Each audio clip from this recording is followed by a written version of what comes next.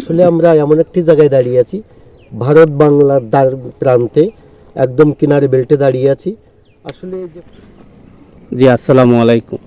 ওয়ালাইকুম সালাম। আপনারা দেখতেছি একবারে জিরো পয়েন্টে দাঁড়ায় আছেন, হ্যাঁ? বাংলাদেশ ইন্ডিয়া একবারে জিরো পয়েন্টে।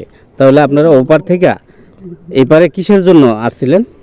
তো আমরা এখানে আসছিলাম যে আমরা আসছিলাম এখানে শাহ দিরাজতুল্লাহ সাইজির 61তম ওরস বার্ষিক উপলক্ষে। তো একটা এই গ্রামের ওয়াসপাড়া গায়ে তার জন্ম হয়েছিল একজন সুফি সাধক জি। এবং তার ভক্ত আশেখান জাকেরান প্রতি বছরের ন্যায় এই 2রা ফাল্গুন এখানে আসে। তো আসার পরে আমরা তো আমাদের গলায় কোনো মালা নাই, বিনা সুতোর মালা, সেই মালার টানে আমরা চলে আসি। তো এটা পল্লীর একদম দ্বার প্রান্তে মেঠো পথ বেরিয়ে দেখেন, এত সুন্দর জায়গা এবং সবুজ শ্যামলা ঘেরা চারিদিকে সবুজ আর সবুজের মেলা বসেছে। এই যেমন সাধুর যে মানুষকে অসৎ পথ থেকে ভালো পথে নিয়ে যাওয়ার জন্য তার যে কর্মক্রিয়া চর্চা, তার জন্য আমরা আসছি এবং তার সান্নিধ্য লাভ করার জন্য আমরা এখানে আসছি।